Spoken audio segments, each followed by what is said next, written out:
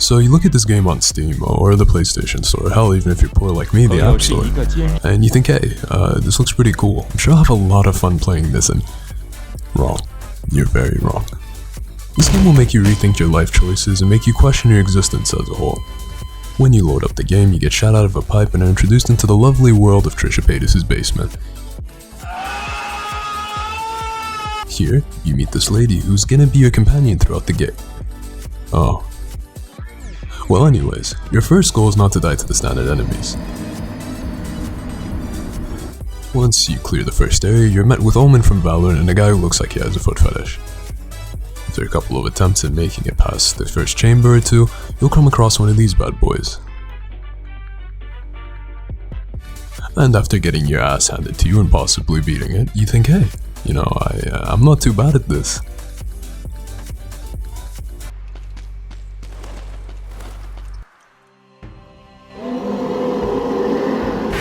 This right here is going to be the bane of your existence for a couple runs until you figure out that he only really has 3 attacks.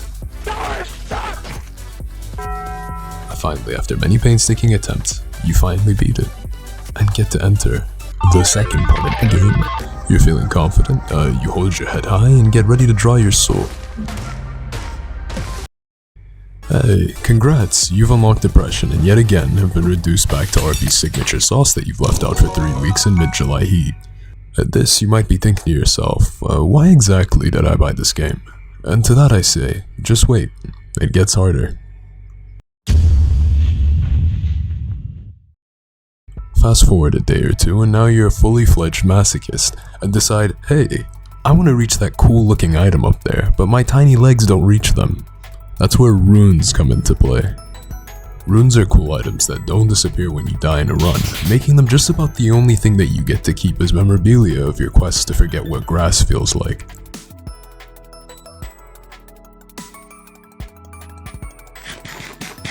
It's 5 AM. Your sense of time is distorted, you're severely dehydrated, and when you move, your back makes weird cracking sounds. However, you've reached the final boss, and died to it. Along with that, your emotions soon followed. But wait, what's this? You've made it to the final boss again? And using your epic gamer skills, you've managed to beat it. You think, finally, I've done it. And then, from the corner of your eye, you see it. A small red orb that you've forgotten to pick up. Now, let's do a trivia. What does this tiny red orb do? 1. Depression intensification.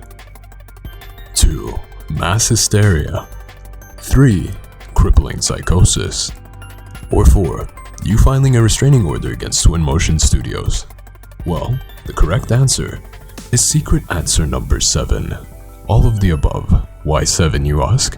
This is because secret number 5 is that there's 5 more of these that you need to unlock before you can achieve the true ending, which I'm not going to show totally because of spoilers and not because I can't make it past 2 boss cells.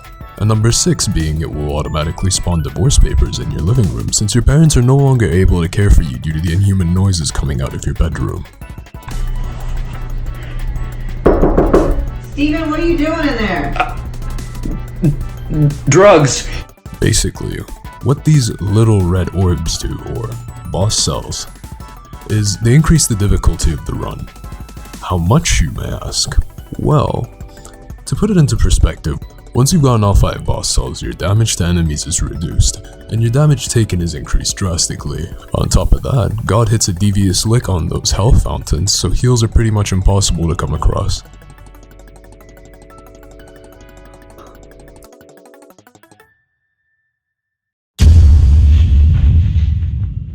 So would I recommend you download the game? Yes, absolutely. The satisfaction you get alone from beating the final boss gives you enough serotonin to go on a hormone-fueled rampage for 2 hours straight. And while yes, I have been complaining a lot about the game, it has given me countless hours of fun and honestly shaping up to be one of my favorite roguelites.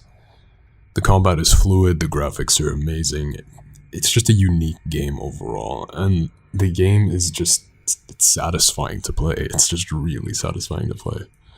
So unless you plan on giving up after the first 5 runs, this is a game you'll most likely sink hours into. Plus, giving up is kinda cringe if you ask me. So yeah. So what would I give it as a final score? I would give it an 8.5 out of 10. The only reason I would deduct the first mark is because it is a very hard game to kind of complete. Unless you're really planning to dedicate your time to it, it's gonna be a bit hard to get up to 5 boss cells and then beat the game with 5 boss cells twice. But hey, I mean, a good amount of people have done it, and to them this is their favorite game, and I can see why. The only other reason I deducted the 0.5 from it is because these fucking things exist. And yeah, that's about it. I don't usually use my voice in videos, so this is a first, but it would mean a lot if you could, you know, show the video some support by just, you know, liking it, or hell, even if you want to go as far as subbing, that would mean a lot. But if not, that's also completely fine. Your time that you've used to actually watch the video, that is more than enough, and I want to say thank you for that. Yeah, that's just about it.